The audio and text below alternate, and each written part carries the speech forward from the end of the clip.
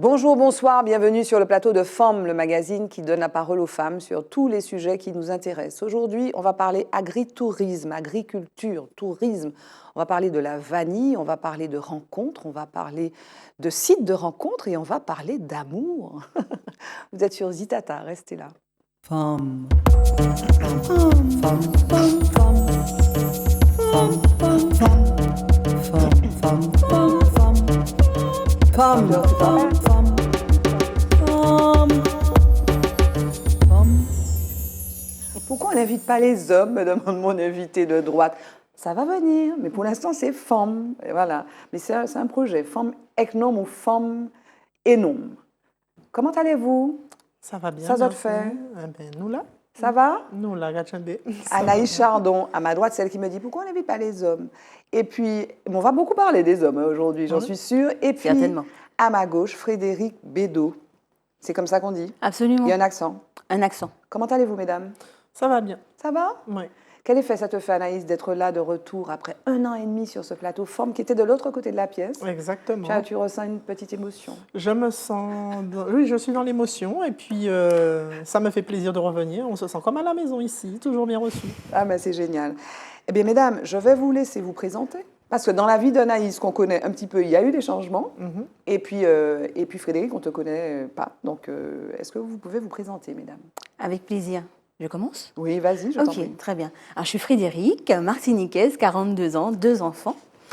Et j'ai créé une application de rencontre qui s'appelle Everlove.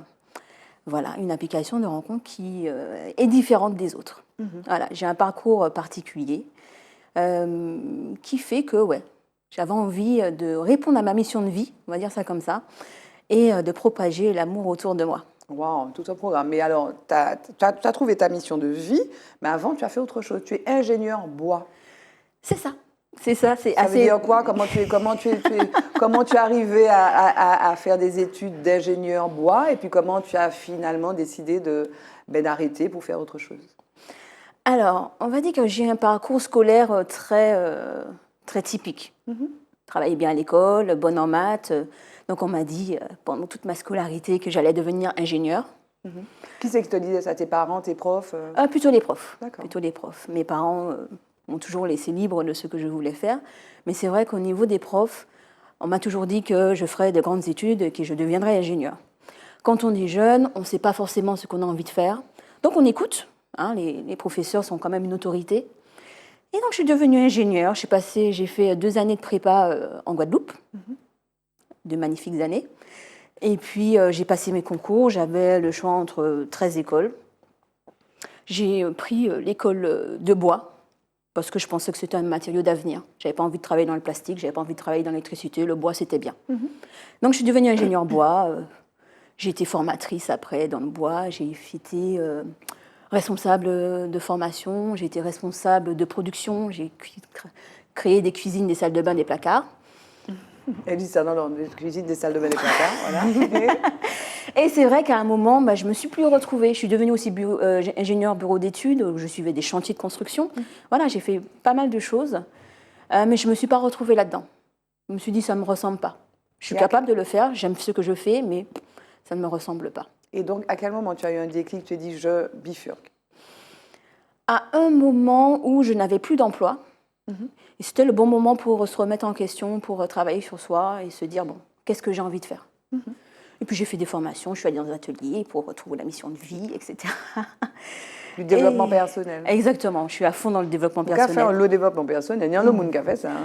C'est important. Beaucoup de gens, c'est un peu. Ouais. C'est pas juste une mode, c'est vraiment des besoins profonds des personnes. C'est ça, parce qu'on grandit avec une éducation, on grandit avec des préjugés, des prismes, et à un moment, on a envie d'être soi-même. Voilà. D'accord. Et puis, ça m'est arrivé comme une illumination. Comme j'ai toujours adoré faire des surprises, pour moi, les émotions sont très importantes. Je faisais des surprises à ma mère, je débarquais sur elle, elle ne savait pas. Et que j'ai toujours été très connectée à l'amour. J'ai commencé à faire des événements pour les couples. D'accord. Donc j'ai fait anniversaire de mariage, de mariage, etc. Donc, on va venir, ça, tu vas nous parler plus... Parce qu'il faut donner la parole à Mais bien sûr. Mais alors, donc tu as décidé, donc, à l'occasion de de ce moment enfin, sans emploi, où tu étais sans emploi, de te réorienter. C'est ça. Et donc, tu as fait des formations et puis tu as monté une société, j'imagine, pour faire ça. Exactement, d'événementiel. Everlove, mais avant, Everlove, il y a eu autre chose. Donc, on en parle Tout à fait. dans quelques instants. Anaïs, toi aussi, tu n'as pas eu un parcours linéaire. Est-ce que tu peux te présenter, Anaïs, s'il te plaît? Alors, donc, j'ai 34 ans. Donc, je suis mariée, j'ai 2 enfants. Le premier a 10 ans, le dernier un petit bébé de 6 mois. Et donc, effectivement, mon parcours n'a pas été celui auquel on pourrait s'attendre par rapport à ce que je fais aujourd'hui. C'est-à-dire que j'ai suivi une formation de juriste. Donc, j'étais à l'Université des Antilles et de la Guyane. Et par la suite, j'ai continué à l'Université à Toulouse-Capitole. Donc, voilà, j'ai voulu rentrer chez moi. Pourquoi? Parce que j'ai toujours eu envie de faire quelque chose pour la Martinique. Et pour moi, ça passait nécessairement par le développement de mon territoire à travers l'agriculture ou à travers la nature, l'environnement. Et donc, du coup, il se trouve que mes parents étaient exploitants agricoles et qu'ils désespéraient un peu de voir l'un de leurs 3 enfants reprendre l'exploitation. Et donc, du coup, je me suis positionnée dessus. Je me suis dit, oui, mais pourquoi pas? Mes parents ont fait quelque chose et dans la continuité de ce qu'ils ont fait, j'ai envie de mettre un peu ma pierre à l'édifice. Et donc, du coup, je me suis engagée au niveau agricole, d'abord à travers un syndicat des jeunes agriculteurs. Tu as été la présidente. Dont j'étais la présidente jusqu'au mois dernier. Et puis, par la suite, voilà, j'ai commencé à développer l'exploitation, d'abord en l'orientant vers l'agriculture biologique. Et puis, maintenant, voilà, la vanille et la maison de la vanille maintenant. C'est-à-dire que tu es sur une exploitation de combien d'hectares au Morne-Rouge? De 17 hectares. 17 hectares, Oui. donc ça s'appelle le domaine de la vallée. Oui. Vous fonctionnez en autonomie, en fait. Oui. C'est non seulement une exploitation agricole, diversifiée. Qu'est-ce que vous y faites, d'ailleurs? Alors, on en fait un peu de tout. Le but, c'est vraiment d'être autosuffisant pour nous-mêmes, c'est-à-dire via le restaurant que nous avons, qui fonctionne sur réservation. Donc, le but, c'est vraiment de donner les produits de l'exploitation aux clients. Et donc, le principe, c'est faire la visite de l'exploitation et découvrir ou redécouvrir à travers les plats, les produits qu'ils auront visités sur place, tout simplement. Et donc, tu reçois aussi des touristes. Exactement. C'est de l'agritourisme. Exactement. Donc, nous recevons des touristes, nous recevons aussi des locaux. Et c'est l'occasion vraiment d'échanger. Hein. Le but, c'est pas que les gens viennent visiter simplement pour voir des choses, mais c'est vraiment qu'ils apprennent, qu'ils retiennent des choses par rapport à la culture, par rapport aussi au savoir-faire d'antan, ce qu'on faisait, l'utilisation qu'on faisait de certaines plantes, certaines vertus aussi médicinales. Et puis aussi la vanille qui intéresse beaucoup les gens, j'ai constaté. Donc, c'est une épice qui sent très bon, qui est vraiment intéressante et qui éveille les sens. Qui éveille les sens, dit-elle en regardant Frédéric. Mais la vanille, c'est pas traditionnel. Tu sais, en Martinique, les cultures traditionnelles, bon, on te parle beaucoup de la canne, mais on te parle aussi du café, du cacao. La vanille, c'est une culture traditionnelle de la Martinique? Alors oui, c'est une culture traditionnelle, mais de moindre importance par rapport à la Guadeloupe. La Guadeloupe était vraiment la colonie française qui produisait vraiment beaucoup de vanille. J'ai vu jusqu'à 22, voire 30 tonnes sur certaines années. Alors c'est vrai qu'en Martinique, on produisait de la vanille, mais c'était pas aussi important. C'était autour de 3 tonnes, 3 tonnes l'année de vanille sèche, ce qui est quand même pas mal. Donc voilà, on exportait la vanille vers la métropole et on cultivait donc 2 types de vanille, mais on retrouvait plus ce qu'on appelle la vanille Bourbon aujourd'hui, en fait, qui est la vanille planifolia. Tandis que la Guadeloupe produisait beaucoup ce qu'on appelle le vanillon, c'est-à-dire la vanille pompona, qui est une vanille qui est très recherchée par les parfumeurs aujourd'hui et que je cultive sur mon exploitation. Et tu fais combien de production? Alors là, aujourd'hui, l'année dernière, j'ai quand même récolté 22 kilos de vanille verte. Hein. Donc, sachant qu'elle perd beaucoup, il faut qu'elle perde en eau, on va dire. Tu vas nous parler un petit peu du process. Voilà, du process de séchage et d'affinage. Et puis même de fécondation, c'est particulier. Exactement. La pollinisation de la vanille, c'est vraiment très particulier. Il faut avoir les mains très délicates. Si on ne sait pas polliniser la vanille, ça ne sert à rien d'en planter. D'accord. Ok. On continue à parler de ça. Premier stop, focus, jingle.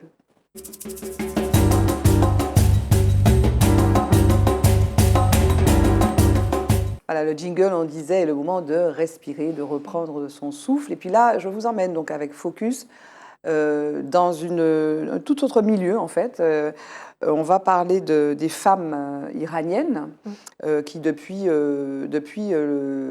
la mi-septembre, sont mobilisées après la mort d'une jeune femme qui qui s'appelle Masha Amini, voilà, je retrouve son nom, Masha Amini, qui est décédée après avoir été arrêtée par la police des mœurs, en fait, dans la rue pour un voile qui était mal porté. Et depuis, alors, il y a eu des mobilisations, donc c'est ça qu'on voit, puisque Focus nous amène, voilà, on s'extrait un peu de la Martinique pour parler un peu de ce qui se passe dans le monde et qui intéresse les femmes. Et donc, depuis septembre, donc, il y a eu beaucoup de mobilisations en Iran, mais là aussi, dans le reste du monde, des femmes qui se mobilisent, donc de grosses manifestations à Paris, à Berlin, etc.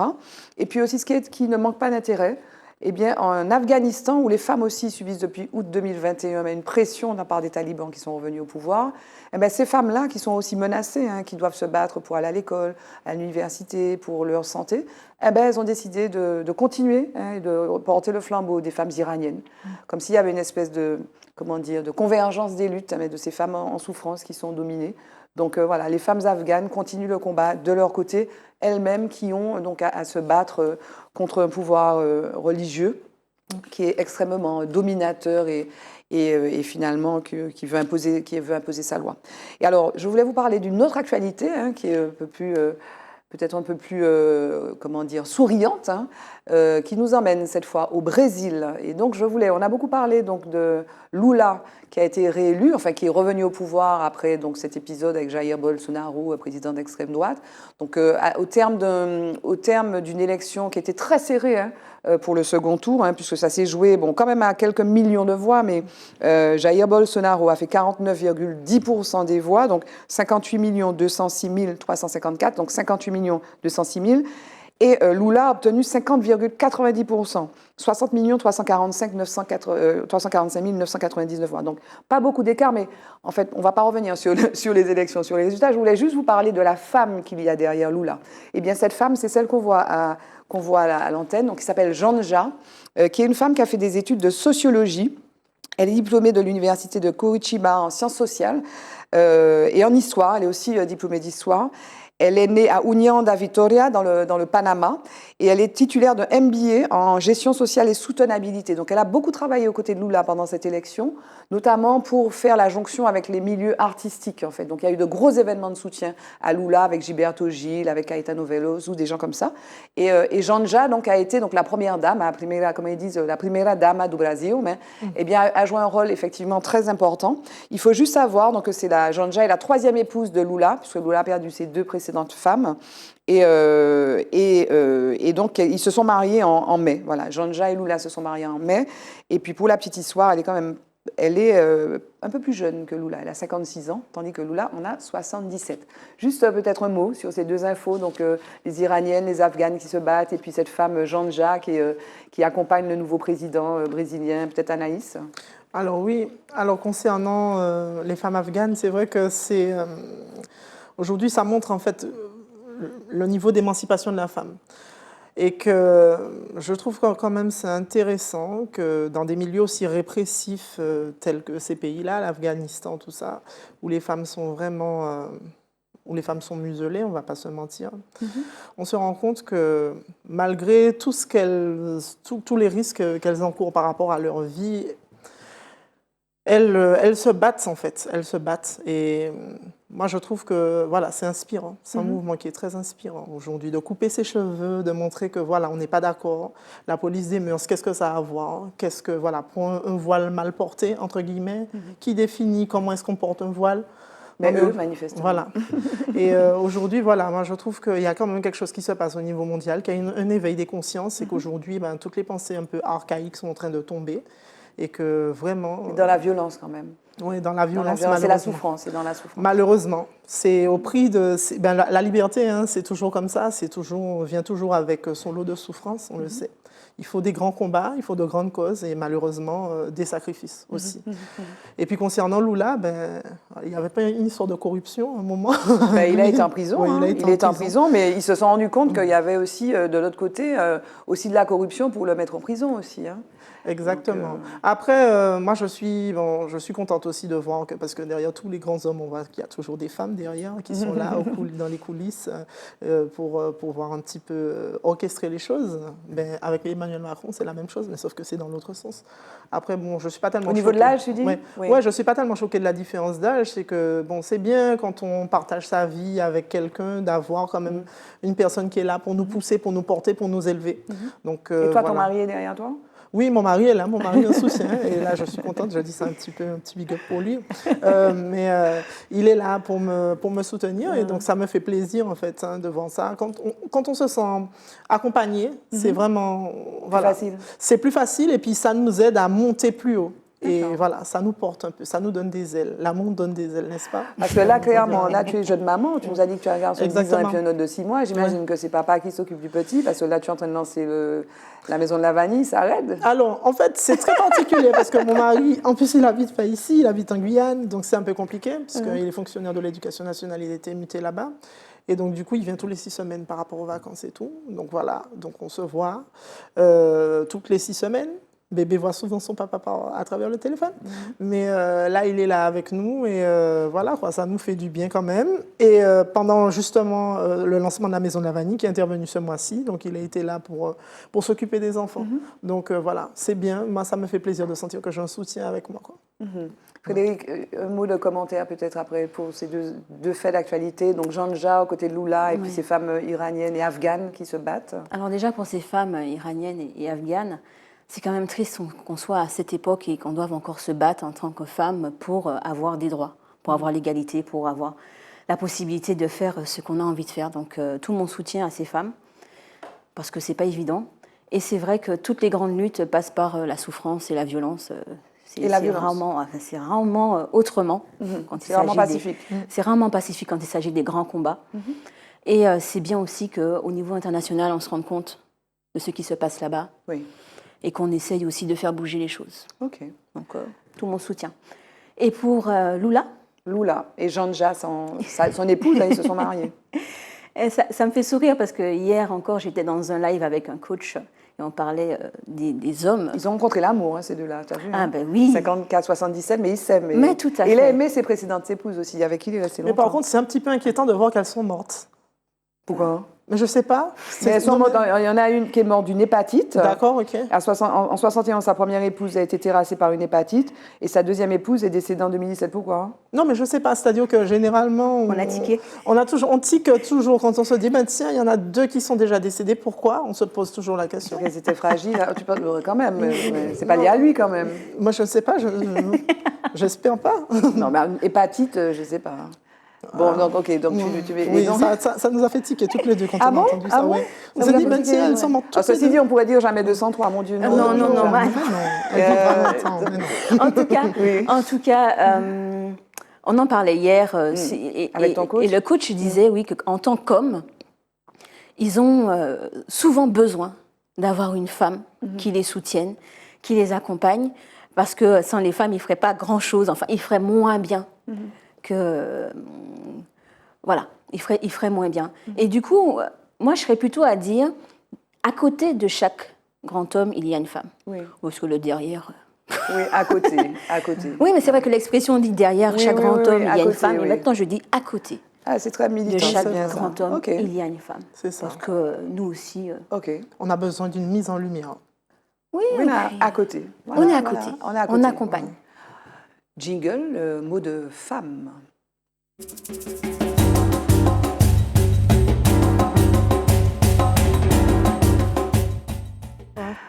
Voilà, retour avec on était avec mes invités, mais là on va recommencer à parler de vos parcours. Là on s'était un peu éloigné, on parlait du Brésil, de Lula, de Janja, de l'Iran et de l'Afghanistan. Frédéric, Overlove, tout un programme. Overlove, c'est derrière, au-dessus. Alors tu disais à côté de chaque homme, il y a une femme, et là c'est au-dessus de l'amour. Everlove. Ah, Everlove. Everlove, l'amour toujours. L'amour toujours, oui, c'est pas Over, Oui. c'est Everlove, pardon. Mais c'est intéressant. Mais avant Everlove, il y avait... En Tchèque Coco. En Tchèque Coco. Voilà, ça a été... j'ai créé au tout début, en 2015, fin 2015, en Tchèque Coco. C'était déjà un site de rencontre. C'était un club de rencontres, on va dire ça comme ça, où j'ai commencé d'abord avec les couples D'accord. Donc, je faisais les événements pour les couples. J'ai décoré énormément de chambres d'hôtel. J'ai fait des Pas choses seulement à très, la Saint-Valentin. pas seulement, pas D'accord. seulement. Parce que c'était ça, c'est aussi ça mon leitmotiv. C'est l'amour, c'est tous les jours. Hein. Mais S'il faut alors- attendre une occasion, c'est pas la Alors peine. justement, alors, les gens qui viennent te voir, donc les couples, parlons des couples, ça nous intéresse. C'est la première fois qu'on a quelqu'un qui nous parle de Ever Love. Ils viennent te voir en disant quoi? Je veux du piment, ça fait 15 ans que je suis avec ma femme, il faut mettre du piment, qu'est-ce que vous me conseillez? C'est quoi Ben oui, Ah, c'est ça. Bon, oui, voilà. oui, oui. Et ils ont envie de soi. Alors, maintenant, c'est vrai que je travaille beaucoup moins avec les couples parce que je me suis très orientée célibataire. Mais Le quand les marché. couples viennent me voir, c'est ça. C'est pour créer la surprise, en D'accord. fait. Parce que moi, je crée des événements. Voilà, donc je vais acheter des pétales de rose. Je vais Ils savent acheter pas des faire petits ça, trucs. les couples, les messieurs, madame? Ben, déjà, y en a souvent, la ils liste. travaillent beaucoup. Alors, et puis, Ah, ils c'est pensent des pas gens, forcément aux mêmes choses que moi. Moi, je vais acheter des pétales de rose. Parce que celui qui va organiser la surprise, D'accord. s'il paye une chambre d'hôtel, il faut déjà qu'il trouve le temps d'aller dans la chambre Oui, oui, d'hôtel, d'accord. de mettre à glacer la bouteille de champagne, de faire de façon à ce que sa femme ne sache pas. Et puis, Donc toi, tu organises je tout de A à m'occupe Z. de tout. Exactement. Wow. Et c'est la surprise. Waouh. Mais ça se passe en Martinique, c'est-à-dire que tu bookes effectivement la chambre d'hôtel, tu achètes tes roses, tu vas sur le machin. Oui. Ok. Et c'est quoi bon, il y a quand même des événements, enfin des occasions, c'est les anniversaires, c'est pas que. Oui, quoi. c'est plutôt les anniversaires. D'accord. Les anniversaires, pas forcément de mariage, hein, mais les anniversaires en eux-mêmes. Et puis la Saint-Valentin. Ouais. Une fois, j'ai fait une décoration pour un client pour la Saint-Valentin. La décoration était tellement belle que sa copine a cru que c'était une demande en mariage. Ah bon, parce que peut-être, ok. Et donc le week-end s'est pas forcément bien passé. C'est un peu gênant. Mais Donc, oui, le parce gars est que revenu à te dire, Madame, vous m'avez mis dans le sale drap, quoi. mais c'était un petit peu ça. Il m'a dit je ne t'en veux pas, Fred, parce que c'est ce que j'ai demandé. Mais c'est vrai que c'était tellement bien fait que elle a cru que c'était une demande en mariage. Et quand je lui ai expliqué que c'était pas ça, Ah là là. elle était un petit peu contrariée. Donc ils ont rompu après. Non, non, non, ils sont toujours ensemble, mon Dieu. J'espère que la su se rattraper. Et alors, ben, aujourd'hui, donc en Tchacoco, c'était ça. Donc aujourd'hui, tu te lances vers Love. Et vers Love, donc tu t'intéresses beaucoup aux célibataires qui sont nombreux. On est dans un pays C'est où il y a quasiment que ça. Non, et puis la durée des relations d'amour, là, c'est de plus en plus réduit, non? De plus en de plus plus en limité. plus court, oui. On a vu qu'il y a des études qui montrent qu'en moins de 10 ans, les relations, la durée des relations a été divisée par 2. On D'accord. est maintenant aux alentours de 4 ans. Toi, ça fait plus de 10 ans que tu es avec ton mari. Puisque tu as un enfant de 10 ans, ou pas? Ça fait 16 ans. Ah, mais très bien. Tu as un exemple pour la jeunesse. C'est bien Un d'avoir exemple, des je ne sais pas, mais Oui, c'est bien. Et donc, les célibataires viennent te voir. Donc là, raconte-nous Everlove. Donc c'est un site de rencontre. Est-ce que c'est Tinder, c'est adopteunmec.com, Mythique? Tu connais ça, Oui. Anaïs? Pas je du connais de tout. loin, mais oui. Oui, on a entendu parler, forcément. Alors moi, il y a eu la période Covid, j'ai divorcé, il y a eu la période Covid, je me suis dit, bon, Ah, tu as divorcé pendant la période Pendant la Covid? période- non, Covid. juste avant. D'accord. Et mais après, il y a eu la période Covid où finalement tout le monde était un petit peu cloîtré à la maison. Et je me suis dit, je vais essayer les sites de rencontres parce que moi, je suis ouverte à tout, il n'y a pas de problème. Et j'ai essayé des sites et j'ai fui, en Pourquoi? fait. Ça Que plan cul, quoi, correspondait c'est pas. ça. Oui, C'est très sexy, très ça, en vite, fait. ça a été chez toi ou chez moi. D'accord. Je me dis, mais à quel moment on apprend à se connaître? Et puis peut-être que j'avais besoin aussi plus de rencontrer des gens, créer un cercle amical, pour ensuite voir si ça fonctionnait. Il n'y a pas de souci. J'étais à la recherche d'une relation sérieuse, et donc les histoires d'un coup, ça m'intéressait pas. Si tu étais célibataire, Anaïs, bon, ton mari n'écoute pas, etc., tes enfants, ils sortent devant la télé, les enfants. Tu aurais fait ça? Parce que c'est quand même dans l'air du temps, hein, tous les jeunes font ça. Non, j'aspire à mener une vie plutôt pieuse. Hein. Je suis peut-être une vieille de la vieille. J'ai des valeurs. Je crois en Dieu, vraiment, et je veux éviter ce genre de choses. Non, Et, mais ça peut, ouais. parce qu'elle, elle veut une relation sérieuse. Tu peux être croyant et puis aller sur un site de rencontre. oui. Parce Oui, que, je peux aller sur un site de rencontre, mais je pense que enfin, les profils. Enfin, je ne sais pas, peut-être que c'était ce que. Mais c'est ce qu'elle te dit. Ouais. C'est-à-dire que ce qu'elle a fréquenté, manifestement, c'était sa rencontre d'un soir. Exactement. C'était plan Oui, ça allait trop sexuel. vite, voilà. Exactement. Moi, je suis pour, enfin, voilà, chercher quelqu'un qui me correspond, mais qui partage aussi mes valeurs. Oui, mais ça, où est-ce que tu trouves ça? Parce que si tu veux, les lieux, alors c'est ça, parce que les lieux où les gens se rencontrent, c'est le boulot. Pendant le Covid, par exemple, ben, il n'y avait personne, Ah ben, c'est hein, sûr. tu ne travailles pas. Donc, en fait, c'est ça, parce que les couples se forment beaucoup sur les lieux de travail. Et j'imagine, c'est ça qu'ils te disent, les gens qui viennent te voir. Pourquoi n'ont-ils pas l'occasion de rencontrer des gens avec qui ça pourrait aller? Bah, c'est vrai que on sort. Il y a beaucoup le boulot. C'est vrai qu'il y a un gros pourcentage de couples qui se rencontrent au boulot. Mais en dehors de ça, les gens vont sortir. Les gens vont aller en boîte, ils vont aller dans des bars, etc. C'est pas écrit sur la tête des gens qui sont célibataires. C'est compliqué d'aborder les gens de plus en plus, en fait. Ils sont célibataires. Et le Covid a accéléré les choses, accéléré cet éloignement, en fait, cette déconnexion entre les gens. Et c'est compliqué d'aborder des gens maintenant, très, très difficile. Et puis si je peux me permettre, tu as une classe d'âge, toi tu as 40 ans. 34. 34, toi tu en as 40. Il y a une classe d'âge, des quinquas par exemple, des femmes qui sont beaucoup plus nombreuses. Il y a des classes d'âge en Martinique qui sont beaucoup plus nombreuses, mieux pourvues avec des femmes qu'avec des hommes. J'imagine que tu as beaucoup de femmes qui viennent, qui sont entre 45 et 55, 60 ans. Des femmes qui me ressemblent. Voilà. Absolument. Tu vois, c'est presque statistique, c'est mathématique. Oui. Nous sommes l'un des territoires, l'un des seuls territoires au monde. Il y a un deuxième territoire, je ne me rappelle plus où. Il y a autant de femmes. Où il y a plus de femmes que d'hommes. 54% de la population 54% sont des femmes. Et dans certaines classes d'âge, c'est vraiment la différence est très importante. Donc alors, qu'est-ce que tu fais? Donc tu mets les gens en relation, tu crées des événements aussi. Alors ça reste une application de rencontre classique où les gens vont créer leur profil et puis ils vont faire des recherches par rapport à leurs affinités, à leur centre d'intérêt. Parce que ça, c'est important que chacun puisse être autonome sur la plateforme. Mais à côté de ça, je vais mettre tout un tas d'événements, d'outils pour que les gens puissent se rencontrer et puis les aider à construire une relation qui soit durable, épanouissante.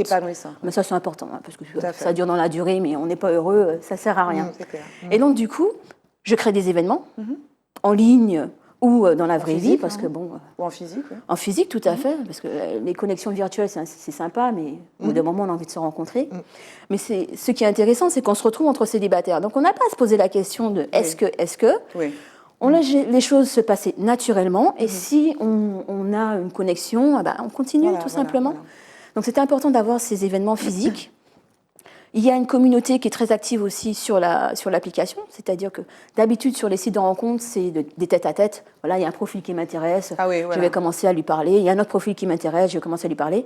Là, j'ai un forum. D'accord, les gens peuvent interagir entre eux. Entre eux, exactement, et créer des affinités, créer des amitiés et voir si des choses s'améliorent. Il y a un besoin aussi de rencontres ici. Les gens sont seuls, en fait. Il y a beaucoup de gens qui se sentent seuls aussi. Au-delà même de la relation amoureuse, en fait. Absolument. Il y a une vraie question. Quand tu vas dans certains... Moi, ça m'est arrivé de faire du porte-à-porte, par exemple. Tu tombes sur beaucoup de familles monoparentales où les femmes sont seules, où des fois, la visite que tu rends à ces personnes, ils n'ont pas vu de gens depuis des jours. Donc ça aussi, c'est cette recréer du lien social. Du lien entre nous, quoi. Voilà, absolument. Donc. Et alors, tu disais, pour rigoler, mais pour revenir à la vanille, donc la vanille était un peu aphrodisiaque. Oui, exactement. La vanille. Vrai et ça calme aussi les coliques néphrétiques. Mais bref. Ce qui n'a rien à voir. Mais... Ça n'a rien à voir. Mais ça apaise l'essence, en tout cas. Ça, c'est sûr. Ça détend. C'est très relaxant. Donc voilà, la vanille, c'est une épice que je chéris beaucoup et que j'aime parce que j'aime l'interaction, le fait de pouvoir polliniser une fleur et d'obtenir la gousse après derrière. Voilà, c'est-à-dire qu'une vanille ne donne la gousse que si tu es allé polliniser. Donc comment tu fais? Donc il faut il y a une partie mâle et une partie femelle qui sont séparées par ce qu'on appelle le rostellum. Donc c'est une petite languette qui se trouve juste en dessous du pollen. Donc il s'agit de mettre en contact les organes sexuels, donc de poser le pollen du mâle sur les ovaires de la femelle pour obtenir. Tu as un site de rencontre en fait. Toi, tu fais site de rencontre avec tes mains. Site de rencontre de vanille. Exactement, c'est ça. Toi, tu as un site de rencontre de vanille. Et moi, j'ai 90% de réussite, donc ça match. C'est bon, ça. Tu devrais. Voilà, il faut qu'elle te donne sa méthode. Donc voilà, donc ça match bien. Après, donc voilà, j'obtiens les gousses et 9 mois après, un bébé. Donc en fait, c'est une relation très rapide. Donc voilà, relation durable qui. Bref. Et donc du coup, j'obtiens cette gousse de vanille que je mets à sécher encore pendant 9 mois pour obtenir la vanille qu'on peut utiliser. Et alors, précisément, quand on récolte la vanille, alors les vanilles qu'on achète, les belles gousses noires, bien brillantes, qui sentent bon, en fait, quand la vanille, tu la récoltes, c'est pas comme ça qu'elle est. Alors, la vanille, non, elle n'est pas comme ça. La vanille, elle est verte, elle est comme un haricot vert, elle n'a aucune odeur. Et c'est à partir du moment où elle va libérer ce qu'on appelle la glucovanilline, c'est-à-dire que la pointe de la vanille va commencer à jaunir, qu'elle sera prête à libérer toutes ses propriétés organoleptiques. Et là, on va la mettre à sécher selon 10 différentes techniques de séchage, mais généralement entre 8 et 9 mois, Maman. pour obtenir la vanille qu'on va pouvoir utiliser en cuisine ou dans les parfums. Alors moi j'étais très étonnée. Une fois j'ai acheté de la vanille polynésienne. Elles sont énormes. Donc il y a plusieurs sortes. Tu nous as parlé de la vanille de Guadeloupe, la pompona Oui. et l'autre là. La planifolia. La planifolia. Toi tu fais la pompona. Moi, je fais la pompona et la planifolia. Ah, tu fais les deux. Mais en fait, en créant la maison de la vanille, j'ai eu envie vraiment de montrer qu'il y a d'autres variétés de vanille. Parce qu'en fait, en vrai, il y a plus de 150 espèces de variétés de vanille. Et sur les 150 espèces, il y a une trentaine odorantes. Et aujourd'hui, il n'y en a que 3 qui sont commercialisées au niveau mondial. La première étant la planifolia qu'on dit bonbon, dont le premier producteur mondial est Madagascar. La deuxième, c'est la Tahitensis, qui est un croisement entre la vanille odorata et la vanille planifolia qu'on trouve à Tahiti. Donc c'est une vanille particulière. C'est celle-ci que j'ai dû voir. Voilà, qui sent très bon, qui est très charnue, oui, elle est et énorme. qui a Elle une est très capte charnue. des teintes anisées dans son odeur. Et puis la troisième, c'est la vanille pompona que je produis, donc qui est plus riche en coumarine, balsamique, donc tout ce qui est foin séché, réglisse également. Et donc c'est une vanille qui est très particulière, qui est recherchée par les parfumeurs parce qu'elle est riche en héliotropine et elle est beaucoup moins riche en vanilline que l'autre. Mais elle a aussi elle a une odeur qui est particulière et qui fait qu'elle est plébiscitée par les grandes fragrances, les grands parfumeurs. Toi déjà, tu es en contact avec Yves Saint Laurent, des gens comme ça? Alors, il y a des gens qui m'ont déjà contacté, effectivement, Yves Saint même Laurent. sans avoir à faire la publicité. Non, pas Yves Saint Laurent, mais là, alors la vanille que je produis peut être utilisée à la fois en parfumerie, mais aussi en pâtisserie. Et là, voilà, des grands chefs m'ont déjà contacté, effectivement. Bravo. Et ils veulent que je privatise tout pour eux. Et mon but, c'est pas ça non plus. Mon but, c'est vraiment de communiquer sur ma vanille et puis aussi de pouvoir en vendre aussi à des locaux, quoi. Mais alors, d'où te vient ce goût pour la vanille? On a dit décider que ouais, mais vanille, mais non ça. Alors moi, c'est déjà, bon pour les coliques néphrétiques. déjà la vanille, déjà c'est une orchidée et j'aime beaucoup les orchidées, il faut savoir ça. Et donc Ah du oui. coup, Ah oui, c'est une orchidée. Voilà, c'est Voilà. une orchidée et voilà, déjà pour l'intérêt botanique, j'aime beaucoup la vanille, la liane qui grimpe le long de l'arbre, qui voit le soleil, qui quand elle voit le soleil, elle se dit mon Dieu, je vais mourir et pour ne pas mourir, il faut que je me reproduise. Après la vanille, elle va nous faire Voilà. poète. Hein. Donc elle redescend le long de l'arbre et là elle va commencer à produire des boutons floraux dans l'espoir qu'un insecte pollinisateur passe par là pour pouvoir polliniser les fleurs. Mais en fait, dans les faits, ça ne se passe pas du tout comme ça parce que les insectes ont des fleurs bien plus intéressantes que la fleur de vanille qui ne dégage aucune odeur. Donc du coup, il y a de la pollinisation naturelle, spontanée, vraiment, c'est vraiment très rare, moins de 10%. Voilà. D'accord, donc toi, mais tu as découvert cet intérêt Voilà. parce que c'est venu de l'orchidée et tu t'es dit, donc tu as identifié, parce que toi tu as une exploitation, Oui. tu as un but, Oui. sa mission de vie, toi, c'est effectivement faire les gens se rencontrer. Toi, ta mission de vie, c'est quoi? Ma mission de vie, c'est pouvoir transmettre, en fait. Transmettre. Je suis dans la transmission. De ton patrimoine. De mon patrimoine. C'est-à-dire que mes parents m'ont transmis. Et du coup, voilà, moi, mon plaisir, c'est vraiment de pouvoir échanger avec les gens à travers les visites. C'est très interactif. Je ne reste pas là simplement à indiquer aux gens, voilà, ça c'est ça, ça c'est ça, ça c'est ça. Non, je demande, je fais sentir. Ça vous évoque quoi? Qu'est-ce que c'est? Etc. Donc tu as créé donc, la maison en question, donc c'est un parcours éducatif, informatif, tu as des panneaux, tu as on sent, Voilà, il y a c'est olfactif. Olfactif. Voilà, tout à fait. Donc les personnes viennent à la maison de la vanille, je leur montre un petit peu donc voilà, les différentes étapes du séchage. Je leur fais sentir aussi différentes vanilles que je me suis amusée à acheter d'un petit peu partout pour pouvoir comparer un petit peu les différentes odeurs. Parce que la vanille, en fait, le terroir influe beaucoup sur l'odeur de la vanille. Une vanille de la Réunion n'a pas la même odeur qu'une vanille de Guadeloupe, par exemple, ou qu'une vanille de Mayotte. Chacun a sa technique d'affinage aussi, qui fait que la vanille aussi a une odeur particulière dans chaque territoire. Est-ce que, mais au-delà des arômes qui sont propres à un territoire, donc c'est un peu global, est-ce que la façon dont je sais pas, la façon dont tu nourris ton arbre, tu vois, je sais pas, le fumier, la paille ou l'eau qui serait amendée avec quelque chose, transforme les arômes? Exactement. Effectivement, l'amendement que l'on apporte à la vanille influe beaucoup sur son odeur et son goût. Alors, il faut savoir qu'une vanille qui aura poussé dans du fumier aura plus une odeur de... Non, j'ai dit fumier, pardon. Non, mais il y aura une odeur de... Mais on ne met pas de fumier dans la vanille, du coup. Alors, il y a des gens qui le font. On va avoir une odeur de fumier, quoi. Une odeur de fumier, une odeur de vieux corps de ferme, on va dire ça comme ça pour rester poli. Mais la vanille interagit en fonction de son environnement. Donc une vanille, par exemple, qui est plantée sur un cacao, qui se nourrit aussi des feuilles en décomposition, aura plus voilà, une odeur de chocolat. Donc tu veilles à ça. Voilà, je veille Et à les ça. gens, alors, parce que j'imagine que tu reçois des jeunes, des enfants, Exactement. des écoles, Oui. c'est aussi le but dans la transmission. Oui, c'est le but, c'est vraiment la transmission, c'est vraiment de pouvoir échanger, de pouvoir informer aussi les enfants sur ce qu'on fait. Parce que quand je leur demande la vanille, alors, vous connaissez différentes variétés de vanille, les enfants, ils me disent, oui, madame, la vanille, pas canne, la glace. Donc, c'est un petit peu ça. Donc, c'est vraiment... Oui, si, je connaissais ma popona, mais je connaissais la pas vanille, Cannes. pas canne, madame. Donc, voilà. Non, mais on arrive à ça. Et, non, mais c'est vrai. Hein. Et en fait, tout le but, en fait, de ce que je fais, c'est vraiment de pouvoir informer les jeunes, parce que je me rends compte vraiment que là, il y a un gros souci. Mais tu sais, c'est pas ça, mais on laisse ça qui dit boulot. Ah non, mais ça commence, je pense, par les écoles. Et il faudrait qu'on se mette vraiment là, assis autour d'une table, pour vraiment réfléchir à comment est-ce qu'on va fournir, en fait, aux enfants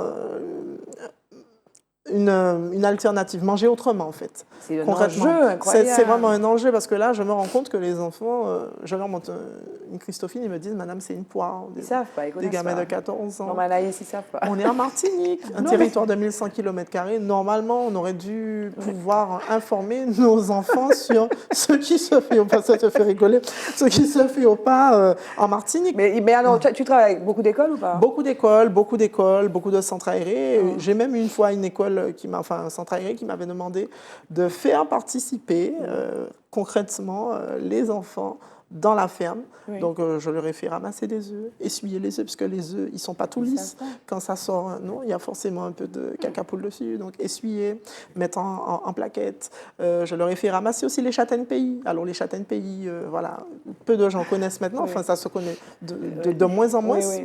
Et en fait, ils ne savent pas que les châtaignes, en fait, c'est quand ça tombe et qu'il y a plein d'asticots dedans que c'est bon. Voilà, donc je leur ai fait ramasser ça. Donc ça commence à grimacer. Oh là là, madame, mais pire, qu'il y a des vers dedans, etc. Oui. etc. Mais attends, Anaïs, tu sais, tu parles des enfants. Oui. Tu parles d'enfants qui sont, je sais pas, en CP, CE1 et tout. Si les enfants sont comme ça, les parents sont pareils. Oui, bien sûr. J'étais en train de penser la C'est même chose. ça, Je pense c'est qu'il ça, faudrait ça faire y est, aussi il faut faire pour les adultes. Dans tous les adultes, parce que effectivement, je pense qu'il y a un enjeu à ce que nos enfants connaissent le terroir. Et s'ils connaissent bien la Martinique, ils n'auront pas forcément envie de partir, ils vont revenir, mais il faut qu'ils connaissent. Et donc, ce travail est extraordinairement important. Et les parents aussi, de certaines générations. Tu vois, toi, tu as été éduqué. Tu as grandi où, J'ai grandi dedans. Tu as grandi au Morne-Rouge, tes parents étaient exploitants agricoles. Toi, tu as grandi où, Frédéric? Au Gourmand. Ah, mais oui, donc Au tu connais Gourmand, ça. mais par pas dans excellence. l'agriculture. D'accord. Non, pas du tout. Mais voilà, mais tu es d'accord avec ça, donc il faut, si tu veux, il y a les enfants qui sont d'ailleurs les vecteurs du changement, quoi, tout simplement, fait. donc il faut éduquer. C'est vrai que c'est plus simple quand on a vécu et qu'on a grandi dans un environnement de bien le connaître. Et c'est quand même dommage que, qu'à nos âges, ou que les enfants ne sachent pas ce que c'est un fouille à pain, une Christophine, etc. Mais il faut savoir qu'il y a des adultes aussi qui ne sont pas tellement meilleurs. Mais tu fais de l'éducation au goût, c'est ça qu'il faut promouvoir. Oui, effectivement. exactement. Alors derrière nous, Frédéric, il y a cette phrase, ce que veulent les hommes. J'imagine que tu sais ce que veulent les hommes.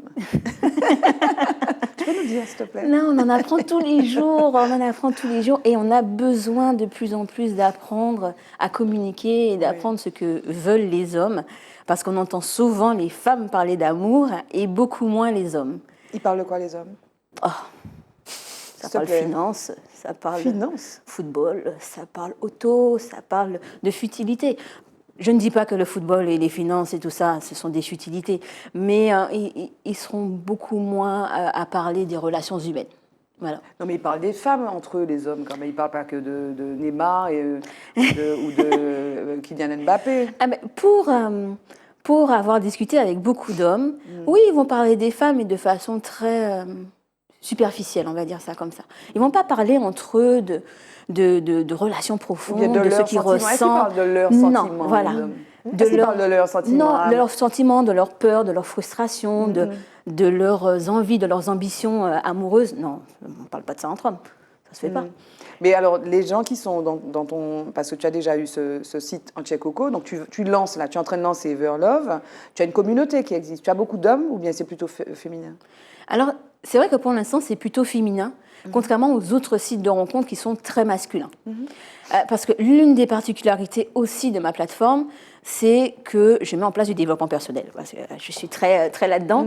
Donc, j'ai une équipe de coachs et de thérapeutes qui accompagnent les célibataires Ça veut dire qu'on va parler de sujets voilà, autour des relations amoureuses, autour du couple, autour de la séduction.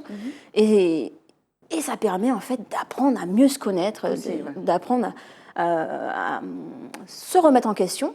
Parce que souvent, quand on a eu plusieurs expériences amoureuses, on a perdu peut-être confiance en soi. On perd confiance en soi, mais souvent on accuse l'autre. Ah oui, voilà. Oui. On ne prend pas la responsabilité de l'échec de sa relation. D'accord. C'est souvent l'autre qui a fauté, c'est à cause de l'autre. Sauf que j'ai appris, il n'y a pas longtemps, qu'on est tous les deux 100% responsables de notre relation. Oui. Soit on fait, soit on laisse faire. Et donc à un moment, l'idée c'était de se dire, plutôt que de laisser les gens dans la foule, dans la jungle du célibat et des rencontres, on va les accompagner parce que on traîne nos casseroles. Oui. Et il faut aider les gens à comprendre que, d'une part, ils sont co-responsables éventuellement d'un échec, et puis deuxièmement, c'est pas parce que tu as eu un échec que tu peux pas connaître l'amour et que voilà. Absolument. Il y a des petites choses à travailler sur soi, des choses pour comprendre l'autre, souvent. Et puis il y a des déclics qui se font, et puis on se dit ah oui. Peut-être que je voyais les choses pas correctement, peut-être que, etc. Peut-être que je ne savais pas exactement qui j'étais, ou j'avais pas confiance en moi, ou mon estime de moi n'était pas top, ou alors je ne savais pas qui je voulais vraiment, parce que des fois on dit juste je veux un homme gentil. Et puis quand on a un homme gentil, finalement on se rend compte que il est trop gentil. Il est trop gentil. Et puis à côté de ça, on n'avait pas réfléchi à ça, on n'a pas réfléchi. C'est-à-dire qu'on on sait pas en fait, on connaît pas bien les valeurs ou bien les choses les plus importantes pour nous. Oui, tout à fait. Souvent, on ne s'est pas posé la question sur ce qui nous anime et ce qu'on recherche dans une relation. Parce que tout le monde ne recherche pas la même chose. Il y a des gens qui sont très bien en maison séparée, et puis il y a des gens qui ont besoin de vivre ensemble. Il y a des gens qui ont l'ambition d'avoir des enfants, de construire une famille, et puis il y a d'autres, pas du tout. Ils veulent pas, Et donc, on travaille là-dessus. Et ça porte ses fruits. Toi, quand tu as connu ton époux, sans entrer dans ta vie privée, mais tu savais précisément ce que tu recherchais? Ben non. D'accord, ça s'est fait. Non, mais après c'est le fait de grandir avec l'autre. On apprend à connaître ses défauts. Et puis, soit on fait avec, et puis on décide de mettre aussi de côté certaines choses. Parce que pour pouvoir avoir un mariage, il faut que chaque personne soit équilibrée pour que le mariage soit stable.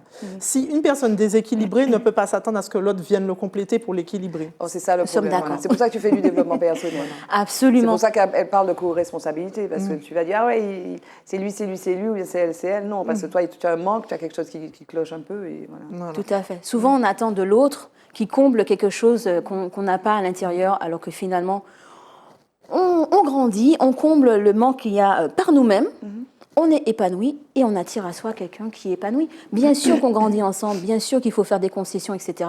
Mais on n'arrive pas avec plein de lacunes, avec ses casseroles sales. Que l'autre, et puis attendre que l'autre... Exactement. Voilà. Et alors, donc ce que veulent les hommes, c'est un événement, en fait, que tu vas faire. C'est un événement qui... C'était pour le lancement, tout à fait.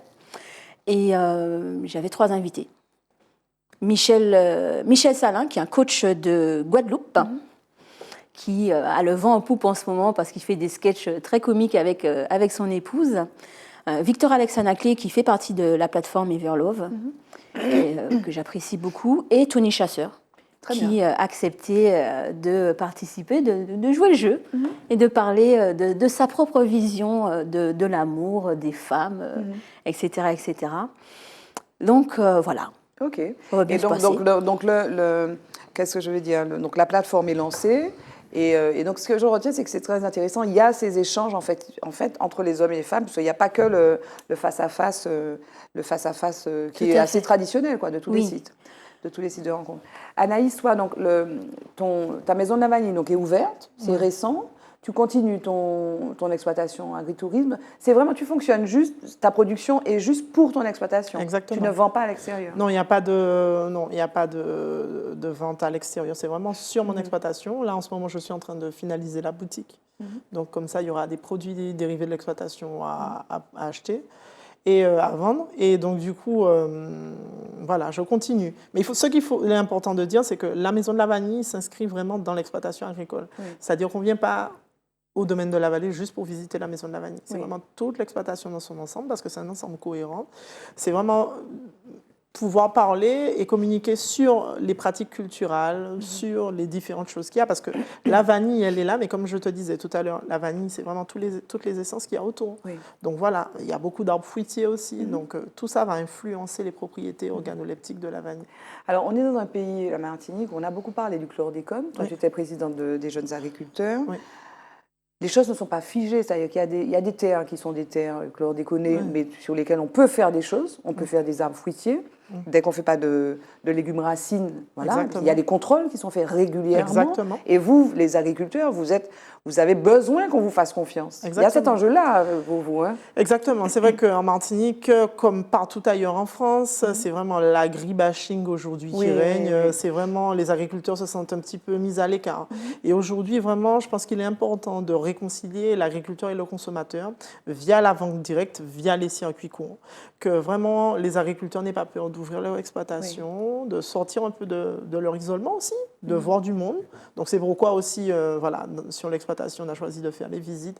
C'est vraiment de pouvoir communiquer sur notre métier et puis de rencontrer du monde aussi. C'est pas rester que la tête dans le guidon et puis produire. Voilà. Mais aujourd'hui, en tant qu'agricultrice qui s'est orientée vers une diversification, agritourisme, donc le tourisme, l'agriculture, avec cette orientation bio, et puis aussi cette idée d'autonomie, c'est un mot aussi qu'on a beaucoup dans l'air du temps là. Toi, tu y crois, toi, à l'autonomie alimentaire, à l'autonomie... Moi, j'y crois, mais il faudrait vraiment que le consommateur aussi change. Il faudrait qu'il soit aussi responsable par rapport à ses choix de consommation. Aujourd'hui, est-ce qu'on se dit qu'on va payer plus, on va dépenser plus sur de la production locale, qui est une production française, qui est respectueuse plus des normes européennes, plutôt que d'acheter quelque chose qui vient de Costa Rica ou d'ailleurs, comme c'est le cas en Martinique, parce que la réalité de la Martinique, c'est quand même 20% d'autosuffisance alimentaire et 80% d'importation, ce qui est énorme. Et aujourd'hui, il faut vraiment inverser la tendance, parce qu'il faut savoir que depuis les années 90, quand même, on était presque à 80% d'autonomie alimentaire. On est passé aujourd'hui à 20%. Je ne sais pas qu'est-ce qui s'est passé durant toutes ces années. On a changé de mode de consommation. On a changé de mode de consommation. Et puis voilà, là aujourd'hui, il faut se dire que consommer local, c'est un acte militant. Oui. Mais est-ce qu'il y a des lieux, parce que, excuse-moi de t'interrompre 2 secondes, Anaïs, parce que toi, tu as choisi, donc on vient sur ta exploitation, on découvre, etc. Est-ce qu'il y a suffisamment de lieux où sont vendues les choses qui sont dans ces fermes bio, ces fermes, disons... Malheureusement, pas assez. Pas assez, donc il faut créer des lieux qui sont des lieux où les gens auront confiance, en fait. Exactement. Qui ne soient pas forcément des supermarchés, par Et exemple. puis, il faut surtout que les agriculteurs ouvrent leur exploitation. Pour montrer. Parce que là, c'est bien facile de dire, bon, mais moi, je vends un panier, et puis voilà, quoi, j'achète... telle chose du Costa Rica, je le mets et puis je le fais passer pour ma production. Aujourd'hui, il y a beaucoup de gens qui ne font pas confiance, et pour donner confiance aux gens, il faut ouvrir l'exploitation. Il faut ouvrir les portes. Je suis désolée. Être transparent. Il faut être transparent. Totalement. Quel est l'homme qui t'a le plus influencé, Frédéric? Ah, dit-elle. Comme ça, j'aime bien prendre comme ça les gens par surprise. Ah oui, c'est une très bonne question. Est-ce que je t'avais posé la question? Oui, donc je vais pas répondre. Pourquoi je n'ai pas répondu? Mais si, alors, elle réfléchit, tu connais l'histoire. Anaïs, c'est qui l'homme qui t'a le plus influencé, le plus marqué, l'homme? Un non. La dernière fois que j'étais venue, j'avais dit Barack Obama, parce que je trouvais que c'était inspirant. Et tu as changé? Pour le modèle, pour tout ça. Après, il n'a pas forcément fait de super belles choses, que de belles choses durant ses 2 mandats. Mais je trouve que pour le symbole, c'est quand même assez fort. Donc c'est ton dernier mot. Anaïs, c'est ton dernier mot. Il y a plein de gens qui peuvent être, qui sont influents. Non, c'est pas influent. Ceux qui t'inspirent, quoi. De la même façon, vous venez ici, on espère que vous inspirerez les personnes qui nous écoutent. Mais quelqu'un que tu trouves inspirant, quoi. Ça peut être dans n'importe quel domaine. Hein. Moi, je trouve inspirant toutes les personnes qui se sont battues pour tout ce qui est grand combat, grande lutte. Martin Luther King, vous allez me dire, je suis un peu classique. Je choisis que les Noirs américains, machin, etc. On va choisir Gandhi aussi, la non-violence, etc. Voilà, moi, je suis pour tous ceux qui se sont battus à un moment donné pour pouvoir faire évoluer les mentalités et pour pouvoir justement marquer leur territoire. Mais toi, à ton niveau, tu espères qu'on retienne ça de toi aussi. Moi, j'espère. Tu es pas passé dans... Tu espères qu'on ne se dira pas, elle est passée dans cette vie et puis bof, quoi. Non, j'aurais souhaité vraiment, laisser mon empreinte, c'est ça pour moi, c'est la transmission. Si on ne transmet pas, puis on est dans cette émission, forme. Pourquoi? C'est pour laisser notre empreinte en quelque part. Voilà. Elle par son application, moi par mon travail, ma passion, voilà. Moi, j'avais milité pour qu'il y ait une vanille qui porte ton nom, Anaïs. Ah oui, pourquoi pas? Très Voilà, joli voilà. prénom. Mais c'est pas fini encore. C'est pas encore le mot de la fin. Donc, Frédéric, tu as eu le temps de réfléchir. Quel est J'ai eu le temps de l'homme qui t'a réfléchir. marqué, influencé? Parce qu'on a beaucoup parlé de femmes. Hein. Là, voilà. Tout à fait. Même si on a parlé des hommes aussi, Oui, hein, oui, avec oui, le site oui. de rencontre. Mais l'homme, voilà, que tu as envie de citer. J'ai envie de parler de mon grand-père. Yes. Comment il s'appelle? Voilà. Il s'appelait Paul Bédot. D'accord. Paul Bédot était une légende, on va dire, au gros monde. C'est vrai. Il était garde champêtre. Et c'était un homme qui était toujours avec de grandes valeurs et toujours droit dans ses bottes.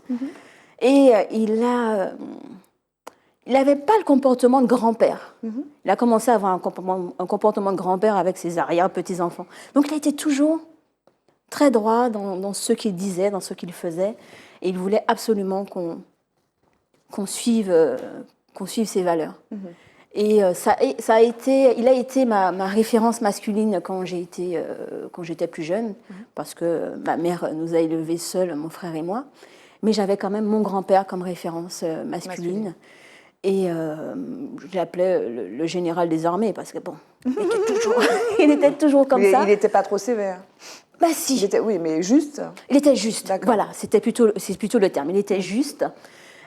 Et du coup, j'ai grandi quand même avec cette figure paternelle, cette référence masculine très forte. Et je l'en remercie parce que c'est vrai que peut-être que j'aurais pu avoir un regard biaisé par rapport aux hommes si j'avais pas eu cette figure masculine. Donc il m'a apporté énormément de choses. Ok, ben voilà, un petit coucou à Paul. Oui, papy. Jingle, le mot de femme, le mot de la femme, le mot de la fin.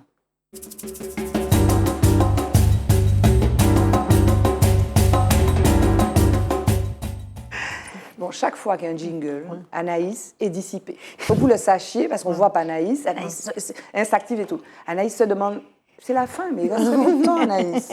Qu'est-ce que vous auriez envie de dire pour terminer? Le mot de la femme, ce serait quoi, Frédéric? Le mot de la femme, c'est soyons optimistes et soyons sûrs que l'amour va triompher. Voilà, c'est important. C'est un mot Toujours que tu partages avec elle. Oui, Toi qui dis, et moi, je vais rajouter le côté agricole derrière Oui. pour dire femme, c'est châtaigne, homme, c'est fruit à pain d'eau. Donc, en fait, vous nous donnez rendez-vous. Donc, la Maison de la Vanille, à Morne-Rouge, au Morne-Rouge, le domaine de la Vallée. Au domaine de la Vallée, surtout me contacter, n'oubliez pas, parce Oui. que j'habite dans la forêt, ça passe pas bien. Sur WhatsApp, d'accord. Et puis voilà. Il y a un site, hein. Il y a un site internet, bien sûr, et sur WhatsApp, vous allez pouvoir, voilà, j'ai choisi 3 jours pour pouvoir vous recevoir, donc avec grand plaisir. Donc, n'hésitez pas à me laisser un message afin que je puisse vous recevoir dans les meilleures conditions et vous faire partager ma passion, tout Et simplement. qu'on sente ces bonnes vanilles. Exactement, qu'on Pomponat. sente la bonne odeur de vanille, qui sent bien Planifolia. la planifolia, qui sent bien la vanilline, la coumarine, la réglisse, les Tout balsamiques, un programme. la menthe séchée et Voilà. toutes ces choses. Et puis maintenant, elle est intarissable. Elle est intarissable, c'est fini. Et Frédéric, le mot de la femme, c'est quoi? Moi, je vous invite, si vous êtes célibataire... Je vous aime. Bah oui, je vous aime aussi. Mais je vous invite, si vous êtes célibataire, à télécharger l'application Everlove sur Google ou sur Apple. Il y a les 2 plateformes. Vous verrez que c'est un site qui est vraiment différent. Il y a une vraie mission derrière ça de vous accompagner pour que vous soyez heureux en tant que célibataire et que vous construisiez une vie de couple qui soit épanouie. Et c'est vrai que la signature d'Everlove, ce sont les lives. C'est le coaching, c'est le développement personnel, c'est l'accompagnement. Et donc vous verrez. Je dis qu'il ne tente rien à rien. Ok. On y va. Good luck. Bah oui. Good luck, Thank you. Vanille. Merci beaucoup. Good luck, Everlove. Merci. Et puis on vous aime. Hein. Et puis on vous attend tous les mardis à 20h05 sur Zitata, sur le plateau de Femmes. Merci mesdames. Merci, Anaïs. Barbara. Merci Frédéric Merci. d'être venu sur ce plateau. Bye bye. Bye. Femme. Femme. Femme. Femme. Femme. Femme. Femme. Femme. Femme. Femme. Femme. Femme. Femme.